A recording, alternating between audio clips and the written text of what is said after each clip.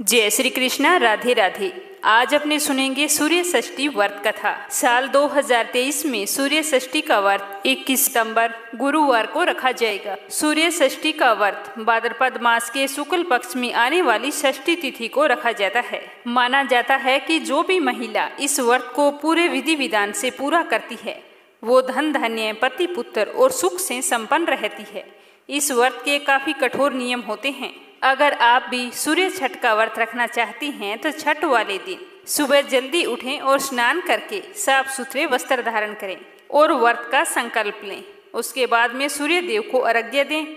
People व तुलसी के पेड़ में भी पानी डालें। उसके बाद में सूर्य भगवान के मंदिर में जाकर, यदि आपके आसपास सूर्य भगवान का मंदिर नहीं है तो आप अपने घर के मंदिर में ही सूर्य भगवान की फोटो रखकर पूजा करें। सबसे पहले भगवान की फोटो के समक्ष घी का दीपक जलाएं और सूर्य भगवान को गंगा जल अर्पित करें। अब पूरे विधि विधान से भगवान सूर्य की पूजा करें। पूजा करने के बाद में कथा सुने या फिर पढ़ें।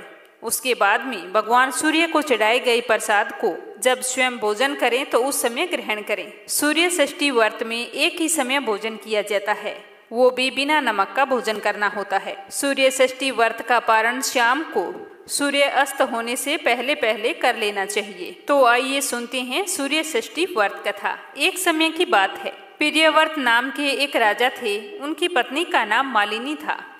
राजा के किसी भी चीज की कोई कमी नहीं थी, किंतु उनके संतान न होने के कारण वो हमेशा दुखी रहा करते थे। एक बार राजा ने संतान प्राप्ति के लिए महर्षि कश्यप द्वारा यज्ञ करवाया। यज्ञ सफल होने के कुछ समय बाद ही रानी मालिनी गर्भवती हो गई। तो जैसे ही रानी के 9 महीने पूरे हुए तो दुर्भाग्यवश रानी के एक मरे हुए बच्चे ने जन्म लिया। इससे राजा और रानी बहुत ही दुखी हो गए और सोचने लगे कि ऐसी जिंदगी से तो मरना ही अच्छा है, और उन्होंने आत्महत्या करने का मन बना लिया। अब जैसे ही राजा प्रियव्रत ने आत्महत्या करने की कोशिश की तो उसके सामने एक देवी प्रकट हुई और बोली कि हे राजन, ये आप क्या कर रहे हो। तो राजा ने अपनी सारी व्यथा उस देवी को सुनाई। तो राजा की बात सुनकर वह बोली कि मैं छठ देवी हूँ, आप लोगों को पुत्र और सौभाग्य का वरदान देती हूँ। जो कोई व्यक्ति मेरी पूजा श्रद्धा भाव से करता है मैं उसकी सारी मनोकामनाएं पूर्ण करती हूँ। अगर तुम मेरी पूजा अर्चना करके पूरे श्रद्धा भाव से व्रत रखोगे तो तुम्हें अवश्य पुत्र की प्राप्ति होगी, ये मेरा वरदान है। यह कहकर देवी वहां से अंतर्ध्यान हो गई। तो यह बात सुनते ही राजा बहुत ही खुश हुआ और अपने घर को लौट आया। घर आते ही रानी को सारी बात बताई तो दोनों ने भाद्रपद माह के शुक्ल पक्ष की षष्ठी को व्रत करना शुरू कर दिया। कुछ दिनों बाद रानी मालिनी फिर से गर्भवती हो गई और फिर 9 महीने बाद रानी ने एक बहुत ही सुंदर पुत्र को जन्म दिया। तो यह देखकर राजा और रानी बहुत ही खुश हुए।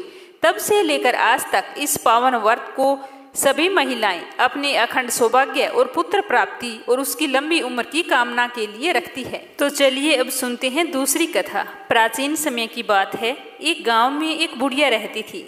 उसके एक बेटा था। बेटा जब बड़ा हुआ तो बुढ़िया ने बेटे का विवाह कर दिया।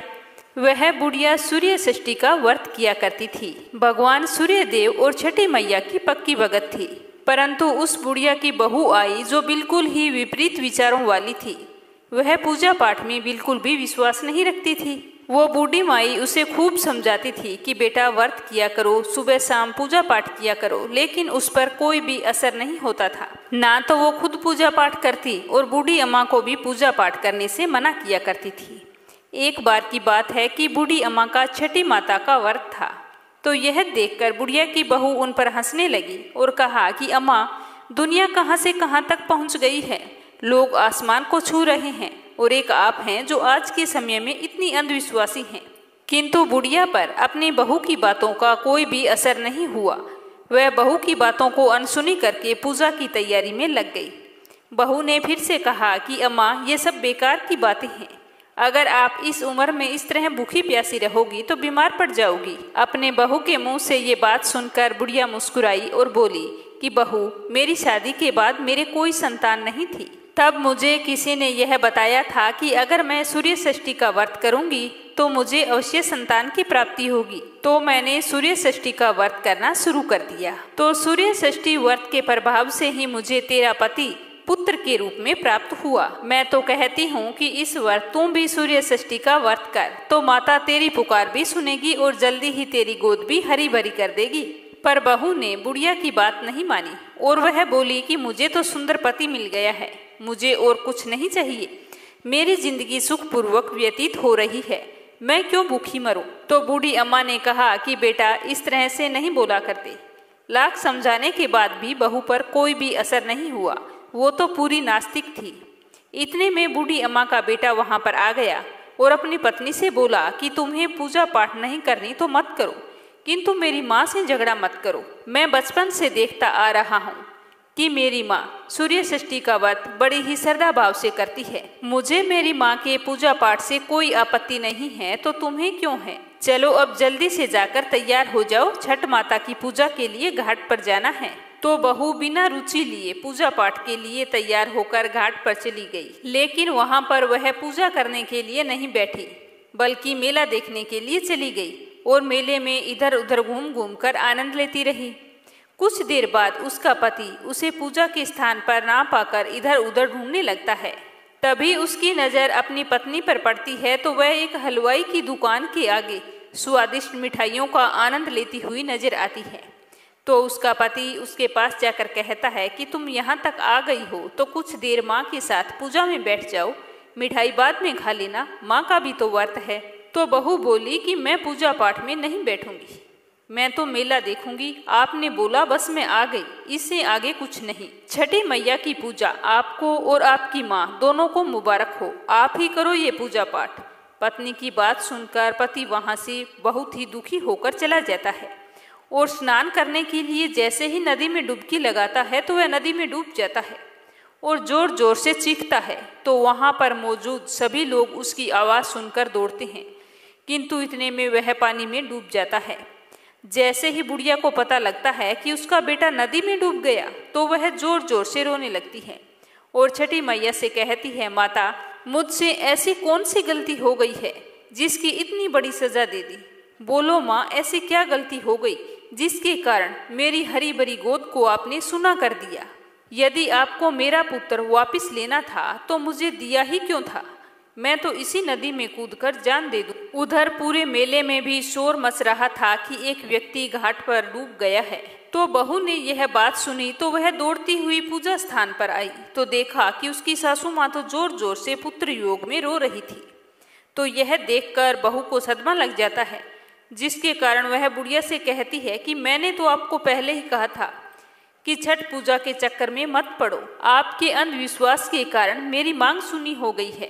इस तरह वह जोर जोर से चीखकर अपनी सास को भला बुरा कहने लगती है। तो वहां पर खड़े सारे लोग सोचने लगते हैं कि यह बूढ़ी अम्मा बेचारी वर्षों से पूजा करती आ रही है, आज इसके साथ कितना बुरा हो गया और ऊपर से इसकी बहू इसे ही दोष दे रही है।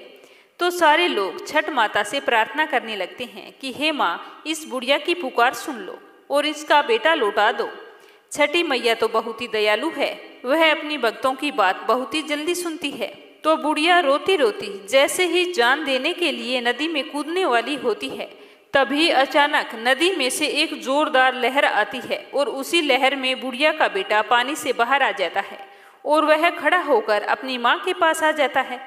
यह दृश्य देखकर छठ घाट पर मौजूद सभी लोगों की आंखें खुली की खुली रह जाती है और वह बूढ़ी अम्मा अपने बेटे को गले से लगाकर खुशी के मारे रोने लगती है। इतने में तेज गर्जना के साथ छठी मैया वहां पर प्रकट हुई और बोली कि मैं कभी भी अपने बच्चों व भक्तों का बुरा नहीं करती हूँ। मैं तो तुम्हारे बेटे को नदी में डुबाकर तुम्हारी बहू की आंखों से अज्ञान का पर्दा हटाया है। मैं तुम्हारे बेटे को लंबी उम्र और आरोग्य जीवन का वरदान देती हूँ। तो बूढ़ी अम्मा इस तरह का वरदान पाकर बहुत ही खुश हुई और बहू के बर्ताव के लिए छठी मैया से माफी मांगने लगी। तो माता ने उसे क्षमा कर दिया और कहा कि इस कलयुग में जो कोई व्यक्ति श्रद्धा पूर्वक मेरा व्रत और पूजा पाठ करेगा, मैं उसकी सभी मनोकामनाएं पूर्ण करूंगी। इस व्रत में सूर्य देव और षष्ठी माता दोनों की पूजा अर्चना की जाती है। तो अब सुनते हैं तीसरी कथा। बिंदुसार तीर्थ में एक व्यक्ति रहता था जिसका नाम महिपाल था। महिपाल धर्म कर्म पर भरोसा नहीं करता था और ना ही वह पूजा पाठ किया करता था। कोई भी व्यक्ति उसे पूजा पाठ करते हुए दिखाई दे जाता तो वह उसकी खूब मजाक उड़ाता, साथ ही पूजा करने के लिए मना भी करता था। कहता था कि ये सब अंधविश्वास है और कुछ भी नहीं है। इस तरह वह पूजा का विरोध करते करते एक दिन जानबूझकर भगवान सूर्य की प्रतिमा के सामने ही मल मूत्र का त्याग कर दिया, जिसकी वजह से भगवान सूर्य देव नाराज हो गए, जिससे महिपाल को दोष लग गया। दोष स्वरूप महिपाल की आंखों की रोशनी चली गई और वो अंधा हो गया। अंधा हो जाने के कारण वह बहुत ही दुखी रहने लगा। फिर भी उसे अपने किए पर कोई भी पछतावा नहीं था। एक दिन वह दुखी होकर उसने सोचा कि ऐसी जिंदगी से तो अच्छा है कि डूबकर मर जाऊं। तो वह गंगा जी की ओर डूबकर मरने के लिए चल दिया। तो रास्ते में उसकी मुलाकात महर्षि नारद से हो गई। नारद जी ने महिपाल को रोककर पूछा कि आज इतनी जल्दी जल्दी में कहाँ जा रहे हो? तो महिपाल रोते हुए बोला कि मेरा तो जीना दूभर हो गया है, इसीलिए मैं गंगा जी में कूदकर जान देने के लिए जा रहा हूँ। तो नारद जी बोले कि अरे मूर्ख, किसी भी मनुष्य को अपनी जान लेने का अधिकार नहीं है। तुम्हें पता है तुम्हारी ये दशा कैसे हुई है? तुमने सूर्य भगवान का अपमान किया है, उसी की वजह से तुम्हारी ये दशा हो गई है। तो महर्षि नारद के कहते ही महिपाल को सब कुछ याद आ जाता है कि कैसे मैंने सूर्य भगवान की प्रतिमा के आगे मल मूत्र का त्याग किया था। तो उसे अपने किए पर पछतावा होने लगता है और वह हाथ जोड़कर महर्षि नारद से कहता है कि गलती तो मुझसे हो गई, पर आप बताओ कि अब मेरी गलती की माफी मुझे कैसे मिलेगी? तो महिपाल की बात सुनकर नारद जी ने कहा कि अगर तुम ठीक होना चाहते हो तो भाद्रपद माह में सूर्य षष्ठी का व्रत पूरे विधि विधान से करो। इस व्रत के असर से तुम्हारे सभी दुख और कष्ट दूर हो जाएंगे। तो महिपाल ने नारद जी की बात मानकर सूर्य षष्ठी का व्रत करना शुरू कर दिया। तो व्रत के प्रभाव से वो सुखी हो गया और उसकी आंखों की रोशनी लौट आई। उसके सभी दुखों का अंत हो गया। इस तरह जो भी व्यक्ति सूर्य षष्ठी का व्रत रखता है उसकी सारी मनोकामनाएं पूर्ण होती है, मान सम्मान में वृद्धि होती है, जिससे वह अपना पूरा जीवन बड़े ही सुखपूर्वक व्यतीत करता है। तो आइए अब सुनते हैं गणेश जी की कहानी, जो हर व्रत कथा के बाद में अवश्य सुननी चाहिए। एक बार गणेश जी महाराज एक सेठ जी के खेत में से जा रहे थे, तो उन्होंने 12 दाने अनाज के तोड़ लिए। अचानक फिर गणेश जी के मन में आया कि मैंने तो सेठ जी के यहाँ चोरी कर ली, और वो पछतावा करने लगे और सोचने लगे कि मुझसे यह पाप हो गया, अब मैं क्या करूं। तो सोचते सोचते गणेश जी ने कहा कि चलो मैं सेठ जी के 12 साल नौकरी पर रह जाता हूं, मेरे पाप कम हो जाएंगे। यह सोचकर गणेश जी एक बालक का रूप धारण करके सेठ जी के घर चले गए और कहने लगे कि मुझे कोई काम पर रख लो। तो सेठ जी को जरूरत थी और उन्होंने काम पर रख लिया। एक दिन सेठानी जी राख से हाथ धो रही थी, तो गणेश जी ने सेठानी जी का हाथ पकड़कर मिट्टी से धुला दिया। सेठानी सेठ जी के पास गई और बोली कि ऐसा क्या नौकर रखा है, नौकर होकर मेरा हाथ पकड़ लिया। तो गणेश जी को बुलाकर सेठ जी ने कहा कि क्यों भाई, तूने ऐसा क्यों किया, सेठानी का हाथ क्यों पकड़ा तूने? तो गणेश जी ने कहा कि मैंने तो एक सीख की बात बताई है कि राख से हाथ धोने से घर की लक्ष्मी नाराज होकर चली जाती है और मिट्टी से हाथ धोए तो लक्ष्मी लौट कर आती है। तो सेठ जी ने कहा कि गणेश जी है तो सच्चा। ऐसा करते करते कई दिन बीत गए। थोड़े दिनों बाद कुंभ का मेला आया। सेठ जी ने कहा कि मुझे तो टाइम नहीं है, गणेश तू सेठानी को कुंभ के मेले में स्नान करवा के ले आओ। तो गणेश जी सेठानी को लेकर कुंभ के मेले में चले गए। तो वहां जाकर सेठानी तो किनारे पर बैठकर थोड़ा थोड़ा पानी डालकर नहा रही थी। तो गणेश जी ने उसका हाथ पकड़ा और आगे ले जाकर डुबकी लगवाकर वापस ले आई। तो घर आकर सेठानी ने सेठ से कहा कि गणेश जी ने तो मेरी इज्जत नहीं रखी, इतने सारे लोग थे उनके बीच में मुझे घसीट कर पानी में आगे ले गया। तो सेठ जी ने फिर गणेश जी को बुलाया, भाई तूने ऐसा क्यों किया? तो गणेश जी ने कहा कि सेठानी जी तो गंदे पानी से किनारे पर बैठकर नहा रही थी, तो मैं तो आगे ले जाकर अच्छे पानी में डुबकी लगवा कर लाया हूँ, इससे अगले जन्म में बहुत बड़े राजा और राजपाट मिलेंगे। तो सेठ जी ने सोचा कि गणेश जी है तो सच्चा। एक दिन सेठ जी के घर में पूजा पाठ हो रही थी, हवन हो रहा था। तो सेठ जी हवन पर बैठे थे और गणेश जी को कहा कि जाओ सेठानी को बुला कर लाओ। तो जैसे ही गणेश जी सेठानी को बुलाने अंदर गए तो सेठानी तो काली चुनरी ओढ़कर तैयार होकर गणेश जी के साथ चलने लगी। तो गणेश जी ने उस चुनरी को उतार कर फाड़ दिया और कहा कि लाल रंग की चुनरी ओढ़ के चलो। तो सेठानी नाराज होकर सो गई। उधर हवन पर बैठे हुए सेठ जी सेठानी का इंतजार कर रहे थे। काफी देर हो चुकी थी, सेठानी जी बाहर नहीं आए। तो सेठ जी उठकर स्वयं अंदर गए तो देखा तो सेठानी जी सो रही थी। तो सेठ जी ने कहा कि क्या बात है। तो सेठानी बोली कि आज तो गणेश जी ने हद ही कर दी, मेरी चुनरी फाड़ दी। तो सेठ जी ने गणेश जी को बुलाकर बहुत डांटा और कहा कि तुम बहुत बदमाशी करते हो। तो गणेश जी ने कहा कि पूजा पाठ में काले रंग का वस्त्र नहीं पहनते, इसीलिए मैंने तो सिर्फ लाल वस्त्र पहनने के लिए बोला था। काला वस्त्र पहनने से कोई भी शुभ काम सफल नहीं होता। तो फिर सेठ जी ने सोचा कि गणेश जी है तो समझदार। ऐसा करते करते कई दिन बीत गए। एक दिन सेठ जी के घर में गणेश पूजा थी। तो पंडित जी ने कहा कि वो तो गणेश जी की मूर्ति लाना तो भूल ही गए, अब क्या करेंगे। तो गणेश जी बोला कि मेरे को ही मूर्ति बनाकर विराजमान कर लो, आपकी पूजा सफल हो जाएगी, आपके सारे काम सफल हो जाएंगे। तो यह सुनकर सेठ जी को बहुत ही गुस्सा आया और वो बोले कि अब तक तो तुम सेठानी से मजाक करते थे, वो तो ठीक था, लेकिन अब तुम मुझसे भी करने लग गए। तो गणेश जी बोले कि मैं मजाक नहीं कर रहा हूँ, मैं तो सच कह रहा हूँ। ऐसा कहते ही गणेश जी ने अपना असली रूप धारण कर लिया। तो सेठ और सेठानी तो देखते ही रह गए। फिर उन्होंने गणेश जी की पूजा शुरू की। पूजा खत्म होते ही गणेश जी तो वहां से अंतर्ध्यान हो गई। अब और सेठ और सेठानी को बहुत ही अफसोस हो रहा था कि इतने सालों से हमारे पास गणेश जी रह रहे थे और हमें पता ही नहीं चला, अनजाने में हमने उनसे कितना काम करवाया। ऐसा सोचते सोचते सेठ जी तो बहुत ही दुखी हो गया। तो गणेश जी ने रात को सपने में आकर सेठ जी से कहा कि सेठ जी, आपके खेत से मैंने 12 साल पहले 12 अनाज के दाने तोड़ लिए थे, उसी का कर्ज उतारने के लिए मैंने आपके घर 12 सालों तक नौकरी की थी। आपको अफसोस करने की कोई ज़रूरत नहीं है, आज से तुम्हारे घर में कोई भी चीज़ की कमी नहीं रहेगी। इस प्रकार से गणेश जी के आशीर्वाद से सेठ और सेठानी पुत्रवान और धनवान हो गए। हे गणेश भगवान, जैसी कृपा आपने सेठ और सेठानी पर की वे। तो ये थी सूर्य षष्ठी व्रत की पौराणिक व्रत कथा। क्या आप भी सूर्य षष्ठी का व्रत रखते हैं? कमेंट बॉक्स में जरूर बताना।